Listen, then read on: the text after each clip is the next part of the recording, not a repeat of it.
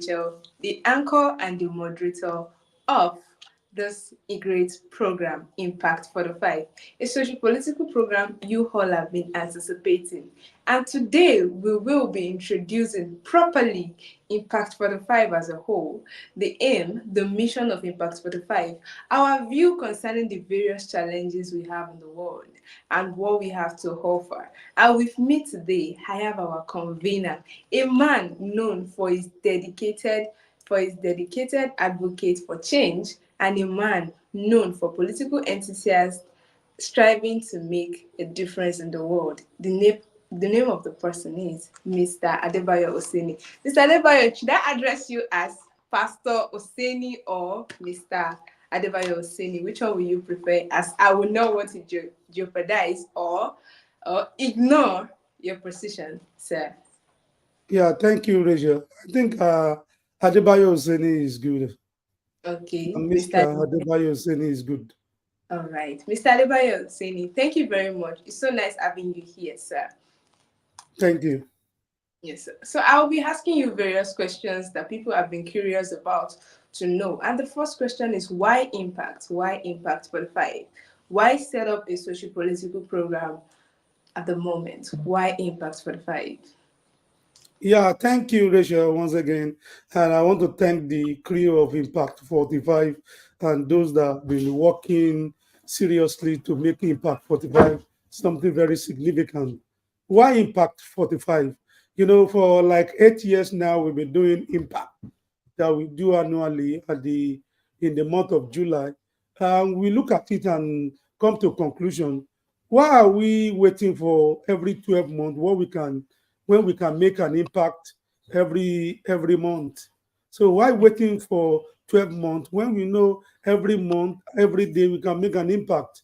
So now we come to drawing board and we came to conclusion that we can be doing this impact program for the 5 minutes at the end of every month, last Sunday of every month, from 6:15 to 7 p.m. to create impact, to create awareness, to let people know our deficiency as a nation and as people, to be able to bring about development and awareness for the people of the not just within Nigeria, but people to bring their interest about social political issues, economic issues that are affecting our community as people. That's why we decide that Impact 45 minutes of creating awareness, of bringing people of like mind, discussing our issues as people rather than waiting every 12 months. Thank you. Thank you very much, sir. That was very detailed. So, according to you, you made us realize that Impact 45 is not just a new program. This is a program that has been for the past 7 to 8 years, where we gather like minded people and we discuss the issues going on in the nation. And all together, and most importantly, we discuss their solutions so far. Then, rather than people waiting annually for this program, so the program is now decided to be brought to people's view at every last Sunday of every month from the hours of 6:15 to 7 p.m. on the various social media platforms. That's very Thank you. thoughtful of you. That's Thank very you. thoughtful. We really appreciate that. So the main question is, when we still explain all of this to a layman will still ask that what do they stand to gain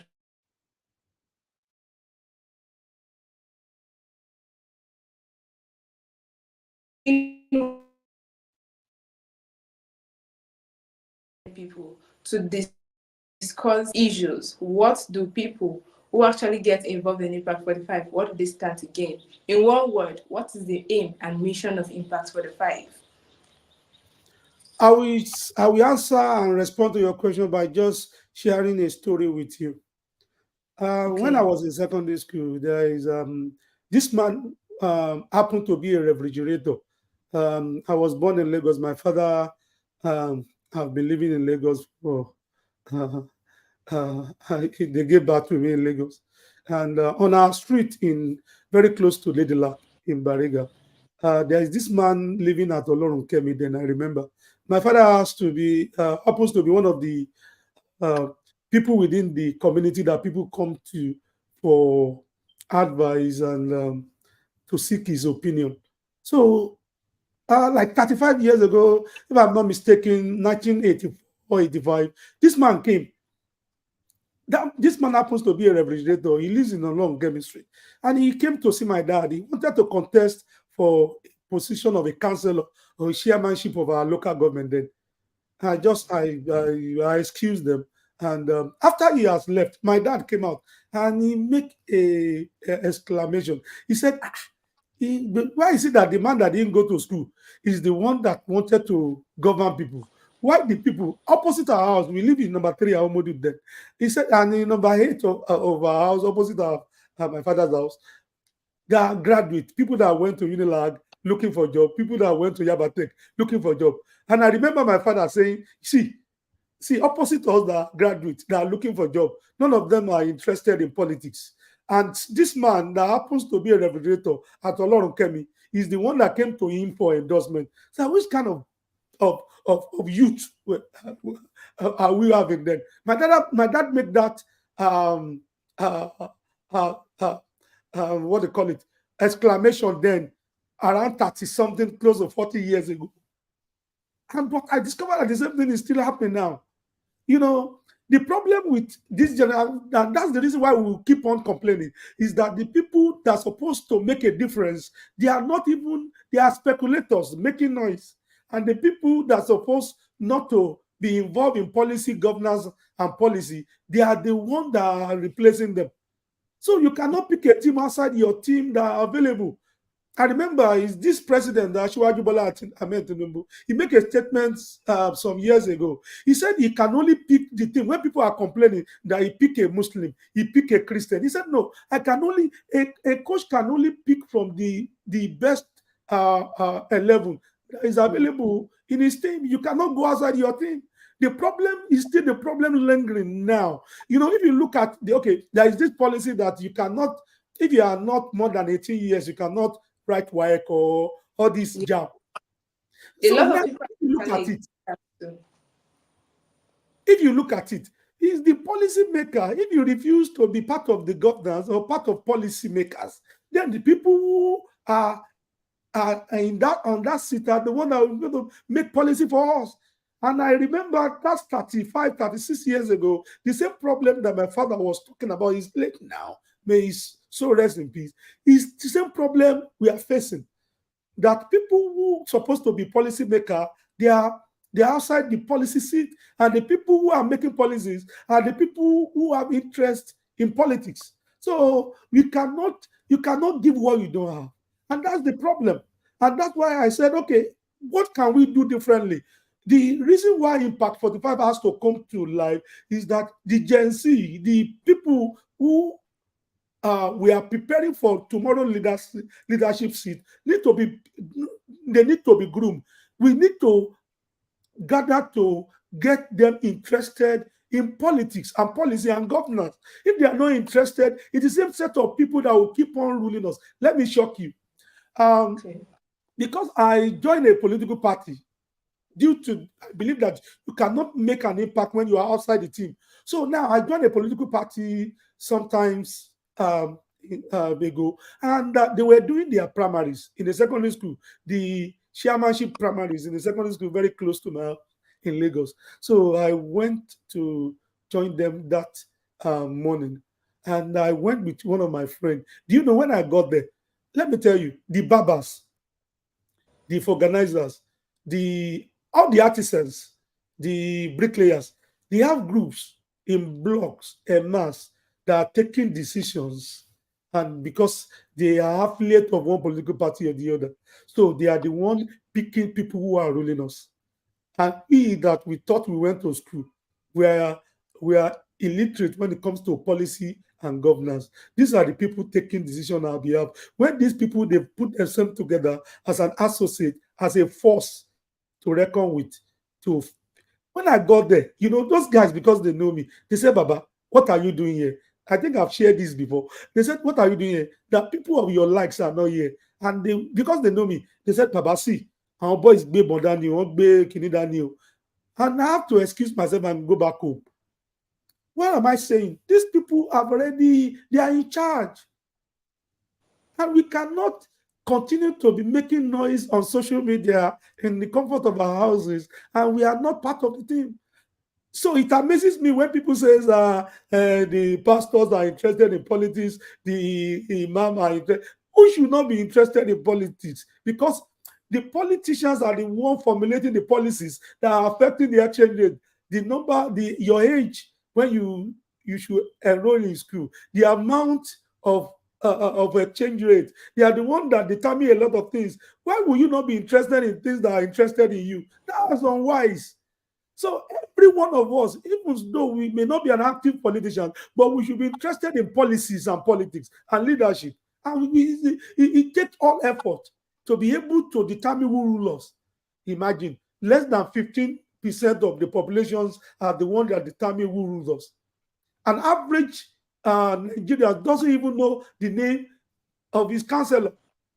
Many don't know the location of their local government.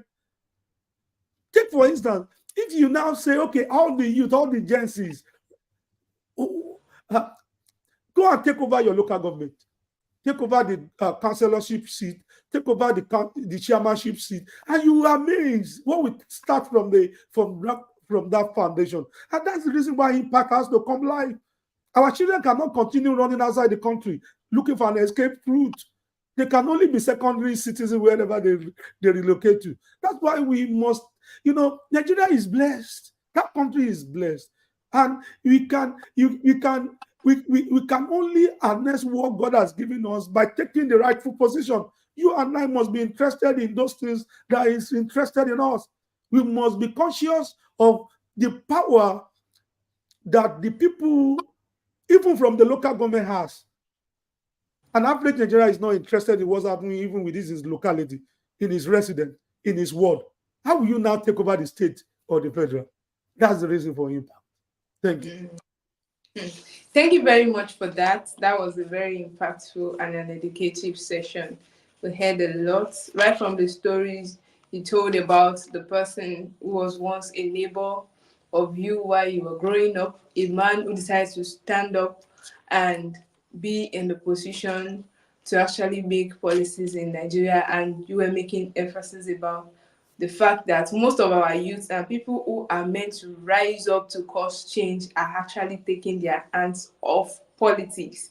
And whereas we all keep on complaining why we have people who ought not to be making policies that are affecting us, that are the ones making the policies. This is a call out to every youth, to every person out there, to every educated person, to the rightful persons who are out there that are staying out of politics. So please stand up and make change for the world, because change surely starts with us. So the next questions I have with you here is, what do you think about the current economic status and how it is affecting people's businesses? Day after day, we hear people making complaints. Exactly, you made a point about people being in control of so many other things. But the current economic status, what do you have to say about it and how it has been affecting people's businesses? Because even the well-known business owners that we have in Nigeria, we are now seeing them on board making complaints like Dangote and the likes. What do you have to say concerning the current economic status, sir? And one thing I've realized that is not only peculiar to Nigeria. That Okay, economic disruption is worldwide. worldwide. The prices of goods, services have increased all over the world, in the United States of America, United Kingdom, in Canada, and the likes. But the difference is that they have a very responsive government that subsidize some things. If you look at it in UK, London to be precise, the there's transportation everywhere. The buses are available. That for you to move from point A to point B, the government have make transportation affordable and available. Now the prices of fuel, which is petroleum in Nigeria, PMS, has been increased. The prices of diesel has increased, and that's have an effect on the prices of goods and services and how people do their businesses. And if you look at it the same way, the prices of electricity has increased. that Yes. automatically leads to price increase because what goes into productions is what we come as prices, and the producer will have a margin no matter how little it is. But then when the cost of production has increased, then the prices of goods and services will also increase. But where we need our government to come in Nigeria is that the government has to come in to subsidize. There is nowhere in the world that government does not subsidize something. If it's electricity, if it's to farmer. For instance, in the United States of America, farmers are giving subsidies. Why? Because if the prices of goods can be reduced, it will affect every other sector. You know, our people used to say something. Only a biba pro ninu bushi. Let me She- interpret that. If hunger is taken care of, every other thing can be taken care of. Yes. An angry man is an angry man.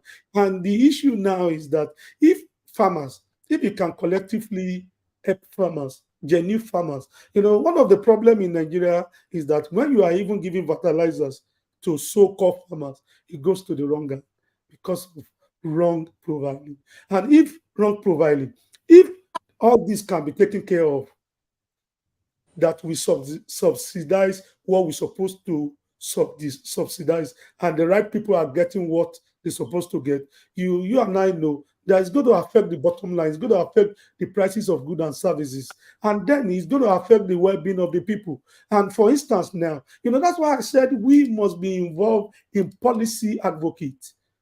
Because if the right policy is being introduced, you will see the repercussion effect on the goods and services and the well-being of people. If the resources, the aim of government is to manage the resources of a community or people. So now, if the right policy is being taken by managing the resources, that is our collective resources, it being managed properly, you will see it's not that the prices may not even go down so well, but people will be empowered. People will have money to buy it. Imagine people above 60, if they have a way of getting some stipend at the end of every month, like for instance, if the money from our oil that God has blessed us with oil, crude oil, is being well managed, and we look at the people who are 60 and above, and we have a way of crediting them. Let something enter their account at the end of every month. Let's say like 500,000 for instance, at the end of every month. The Nigeria is buoyant and ensure that inflation is well managed by those in that financial sector and those in charge of the economy. But these people can afford 3 square meal rather than giving them 10,000 naira during elections. So these are the things that we need to do.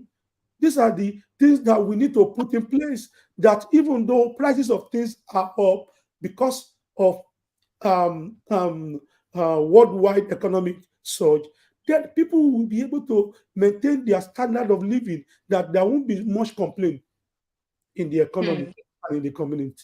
Thank you. Thank you very much for that part. That reminded me of an information I read on the news not too long ago. The Nigerian Financial Service Markets Report released a particular chart of the percentage of people equivalent to the amount of money they earn as a salary. And then I got to find out that we have over the highest percentage of people. We have 27.8 percentage are the people earning 35,000 naira downwards, and we only had 2.4% of people earning above 200,000. This is really making standard of living really, really high, and that is not even affordable for Nigerians at the moment, especially with the cost of feeding, the cost of transportation, and everything. Just as you have said, the federal government really needs to subsidize a lot of things, control inflation, and also ensure that they purge out people in the system, the corrupt people in the system. But then this reminded me of a particular topic I was discussing with a few friends of mine some days back, and we were talking about. I'd like to throw the question to you, sir. And the question says, the menace of corruption in Nigeria, who really is to blame? Is it the government or the people? Thank you for that question. And it will take me back to one of the broadcasts I listened to by Professor Yemi Oshibaju then before he became the vice president in the last All right. administration. You know, when you see a pig swimming in a dirty water, it's you that is pissed off by that reaction and that transaction of a pig swimming in a dirty water. The pig is enjoying whatever he's doing.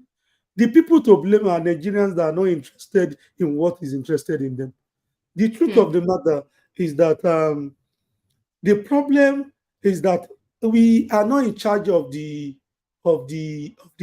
country. You know, when we define democracy, we say the government of the people by the Yeah. people and Right. for the people. But you know, if you look at it critically, the people of Nigeria have to be blamed.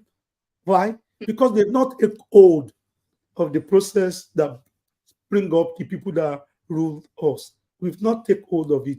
You know, I was just smiling when I read uh, on some of the social media that why the Winners Chapel they bought a new is it Vehicles. Bentley or vehicle for their pastor. I said, what concern Nigeria with is their private business now. Are you the one that contributed money? And if what they call it, P Square buy a private jet, you will applaud him. And if now Bishop Oyedepo buy a private jet, you say, why is he buy the private? We can't have double standard. Is this money? Is this ministry? When he was running on Volkswagen, where were you? When he couldn't afford 3 square meters, where were you? Now we should prioritize what is really prioritizing us. How did Bishop Oyedepo affected the price of Gary in the market? Has it been a public office holder before?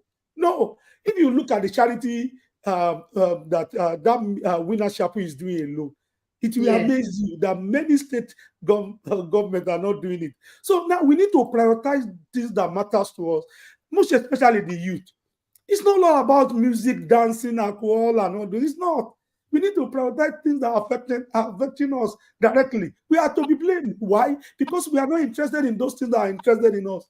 We have not taken the system. You know, when you take hold of the system, I'm telling you, 40 or 50% of the population of Nigeria are youth. If the youth make up their mind, we are not talking about being partisan now, but take hold and they want to see the nakedness of the process, of the electoral processes. They want to see the breakdown of how election can be free and fair. If the youth are only interested in that, they say we don't want all these jokes. We are tired of all these jokes and we want the right thing to be done. The youth, if they are determined, they don't need it's on Twitter, on that Facebook. God has given them a platform.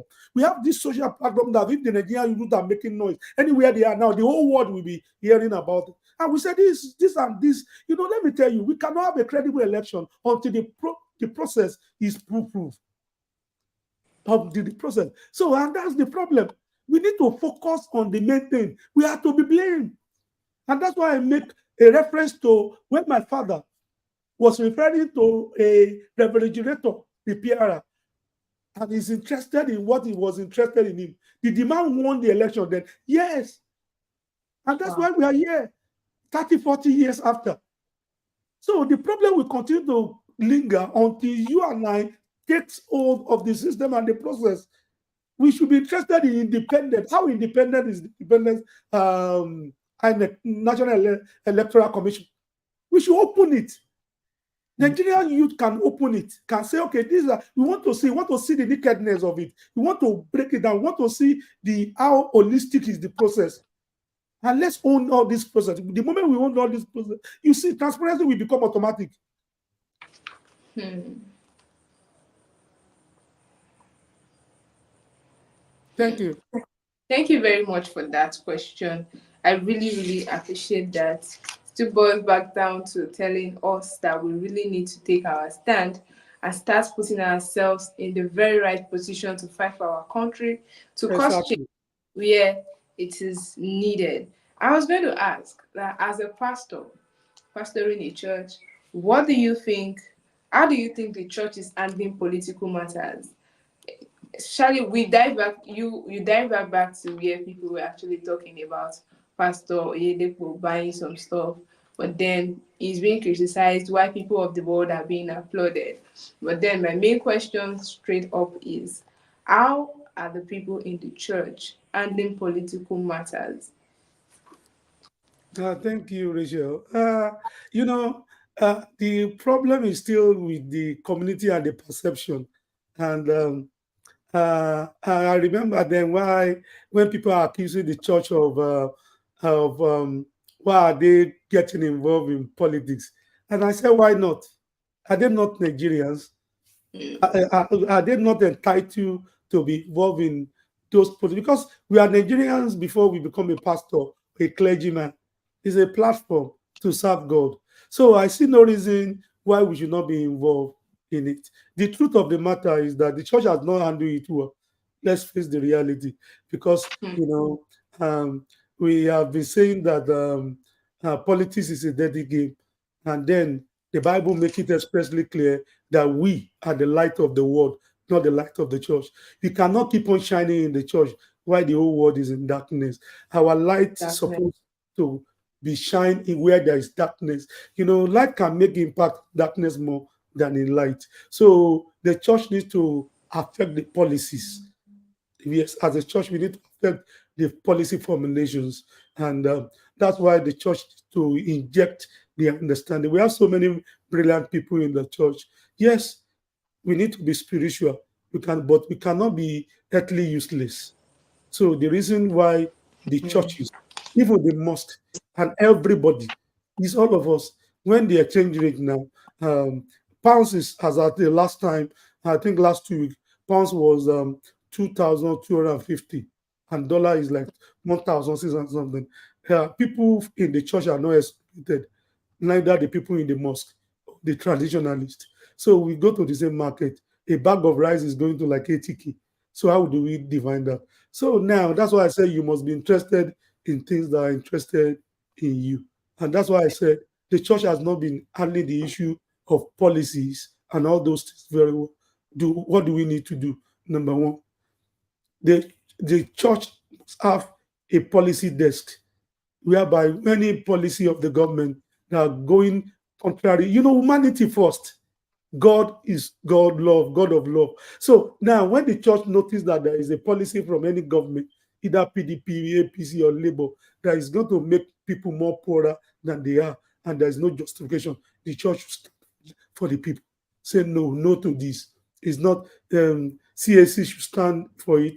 Redeemed Christian Church of God, Winners Chapel, Deeper Life. Say this, they should come together. Imagine all these churches and mosques coming together for an advocate reason, not partisan reason, to say government, no, this is no go area. You can't just. I saw some community demonstrating about their movement by the electrical distributor. They moved them to band A, and they are saying you cannot afford this. The church supposed to say no. We are not saying we want 24-hour electricity, but it must be a gradual process.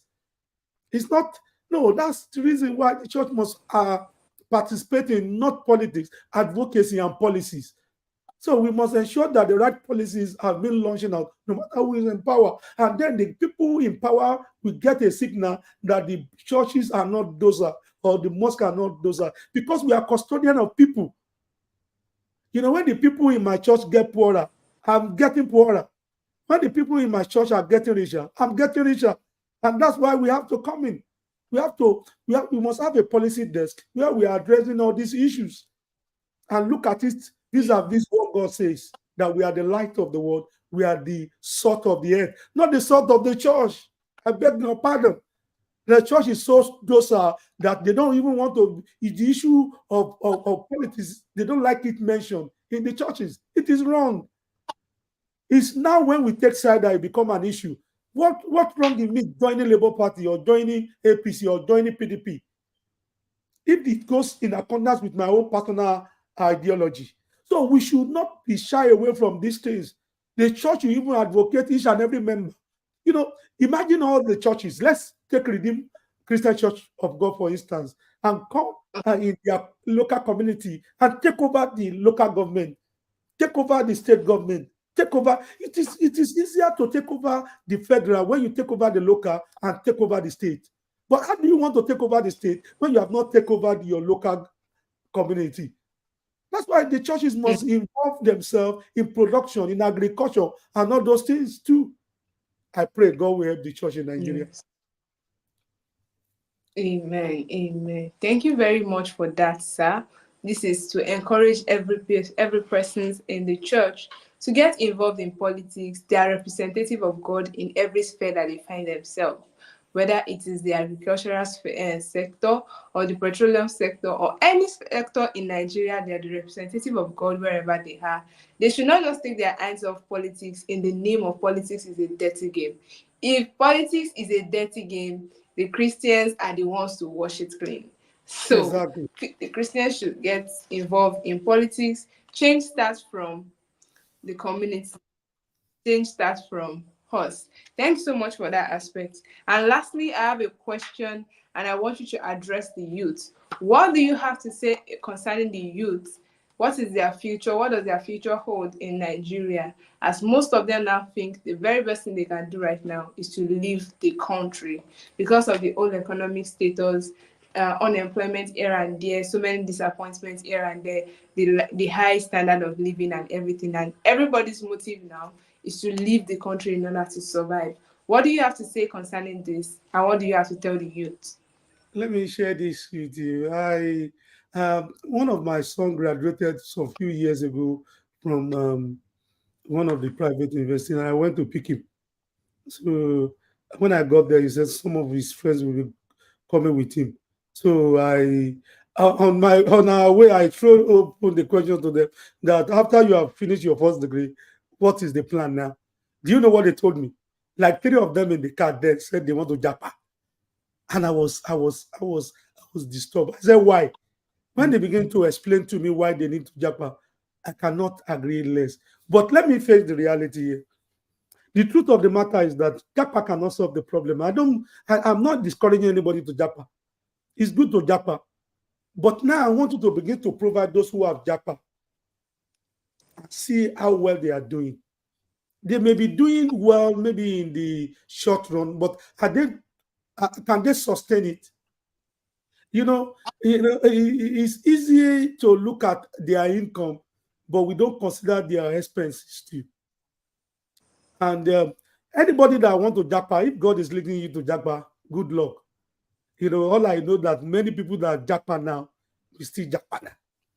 So it's not like I'm prophesying doom, but I know that Ilela Bosini Oko, no longer no longer how you stay on a journey, you come back home. Can you Japa with all your family? The answer is no. Your sisters, your cousin, your uncle, your nephew, your aunties. So some people are still there. It's good to japa if you know what you're doing, that you are going there and you have a plan of coming back maybe next 10, 20, 30 years back. I said, no matter where you travel to in the world, you are still a second class citizen. Yes. God does not make a mistake by creating you and I as a Nigerian. So we can carry on that blue, red passport, but we are still, that Nigerian is in the blood. And Nigerians are wonderful people. All we need to do is to manage our economic, our policy, our governance very well. I think with that, we should be able to do better. With Japa, there is nothing or little you, because even those people that got to school, you see a lot of graduates now roaming the street everywhere in the country, no job. You see NYSC after they finish their primary assignment, they are jobless. So we need to look into our educational curriculum and the way the institutions are set up. I think technical schools now needs to be given more importance, and we need to put more emphasis on all those technical learnings like uh, um, technical drawing, um, uh, laying of ties, um, bricklaying, Okay, plumbing, the all those. vocational Yes, vocational training. We need to, because they are those are the guys making the money if they don't really know what they are doing. I'm telling you, because most of the people that are laying ties for us in the building um, and construction sector now, They come from Cotonou. They come from Ghana. You see, those people who are doing most of our work on plastering, they come from Ghana, they come from Cotonou. Those people who are doing plumbing, because Nigerian, now, we have this mentality now of not we can't delay our gratification. We want instant gratification. We are looking at people who are riding Rolls Royce, Bentley, and you have not even spent 10 years in your vocation. You want to drive the best car. You want to live in the best house. Nothing grows on a day. There is a process. So we need to change our mentality even as youth. Even in that country, in Canada, in America, things are not as easy as it seems. You need to get there. You need to look at the number of hours Nigerians are working in that place. Many of the I really Nigerians, appreciate. the shore of Nigerians, they work around the clock to be able to make a ends meet. I'm telling you the truth. And the tax in those community and those countries are 30-40%. So Nigeria, you can be making your money without being taxed. And that's why you and I must be an advocate of good regulation and good advocacy and good governance in our country. The Bible says something that I will say mention at this point in time. He said, if when the righteous are in power, people rejoice. But when the wicked are in power, you can conclude that yourself. Thank you so much for that, Pastor. So, what do you feel the government can do in order to curb this fear of the fellow youths in the country? As people believe, just as you have said, a lot of people after NYSC, the unemployment rate in Nigeria is on the high side. As a lot of people have the fear of, okay, after NYSC, what next? The struggle to get jobs is actually difficult. Everything seems to be like without connection, there is no ability to get a proper job. Is there anything you feel the government can do in order to help the youths in Nigeria? Yes, a lot of things government can do. Farming should be encouraged. NYSC should be, if you look at NYSC, um, Rachel, I think you've served, Abby. Yes, sir. What is the game from your NYSC? Apart from Malawi? Apart from allowance, I took opportunity of the vocational training the federal government gave to us. There is actually a discount given to serving corpers whenever we choose to learn a vocational training. So instead of paying 100% fee to learn a vocational skill, we have to pay just 30%, and the federal government has to pay the 70%. So I took opportunity of that, and I decided to learn a vocational training actually. After learning the vocational training, what was the encouragement the federal government gave you to be able to take your stand on what next to do or to set you up? Nothing aside our So certificates. you are in better position to suggest. What do you think after the vocational training? They paid for it. They paid chunk of the money. What do you think government should do? If it will be very, very encouraging if they can actually give a startup capital to Exactly. corp That's it. members. It's not every one of us can get a white collar job. The rate at which our universities and institutions are churning out graduates, there's no organization that can absorb that kind of output. So what do government need to do? Farming. Initially I mentioned farming. What do government need to do? NYSC, at the end of NYSC, you should have like maybe 5 acres of land, planting cassava, planting ugu, planting, or doing what they call it, doing goat farming, doing poultry, something. Government supposed to encourage you. Haven't gone through that training. What is next? Is government empowering you with startup capital? If they set you up, you get 5 acres and you are doing maize, you are doing ugu, you are doing cucumber, or you are doing poultry, or you are doing any crop, or you are doing cassava. Do you know that when we gather all those output together, it's going to reduce the price of cassava in the market, because when you increase the output, price come down. The greater the supply, the lower the price. So if there are many suppliers and there are many, a lot of, because you guys went to school and you are now a potential farmer and you have the incentives, you have the machineries, you have the encouragement, and you will see there are a lot of research that will go into it. Having done those research, you see how when the price of food is crashed, or is reduced, you see a lot of Nigerians living happy. I watched some months ago, and I see some people trying to commit suicide, killing themselves. A man that is fed 3 square meal would not even think about committing suicide. Some of you can be taught how to do that bricklayer with difference because you went to school. You have the foundation already. You see, you go to learn one or two things about uh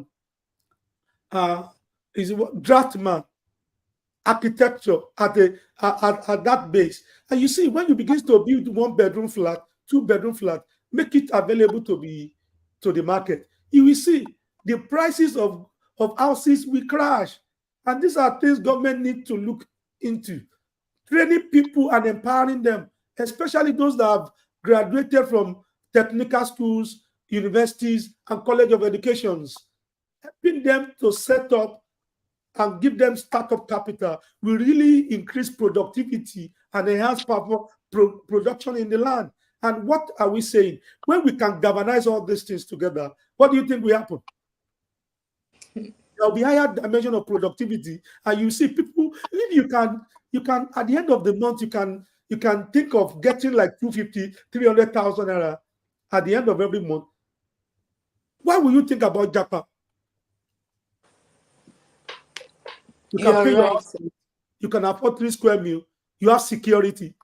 Most of these our youth supposed to be recruited into marine, into police, into custom, and reduce the retirement age. If it's 60 to 55, compensate those who are old people that make money. Let new blood come. Let there be technology. Let there be training, and let them be well encouraged. And then you will see there will be productivity, there will be transactions, and there will be what? There will be engagement. Nobody will be thinking about suicide in that Hmm. case.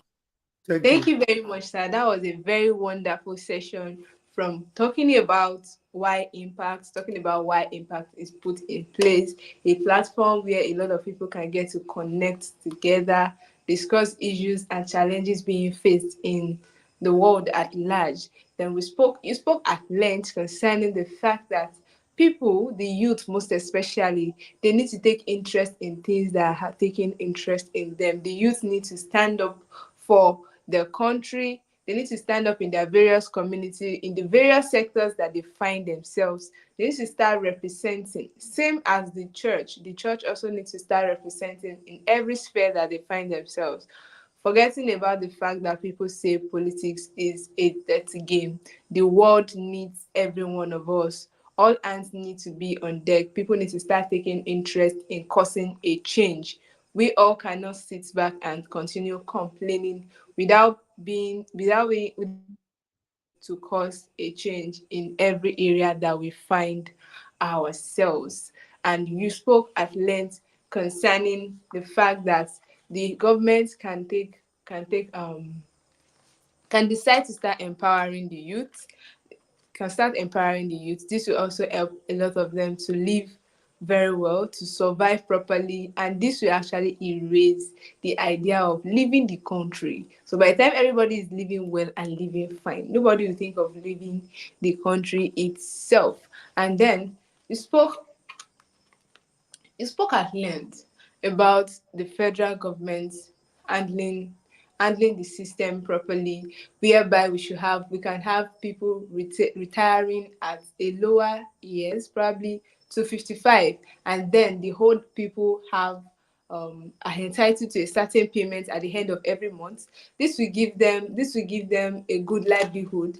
They'll begin to survive very well on their own. And then you talk at length about the government should subsidize a lot of things, control inflation, and this will help the nation to be at rest and at peace. Thank you very much for that session. Really, really enjoyed it because it was impactful and educative. So, this is a call to every one of you who joined this program. This program will be coming up live again. Join us again next month, October 26th, on Sunday, from the hours of 6:15 to 7 p.m. Just for Thank you. Thank you. God bless you.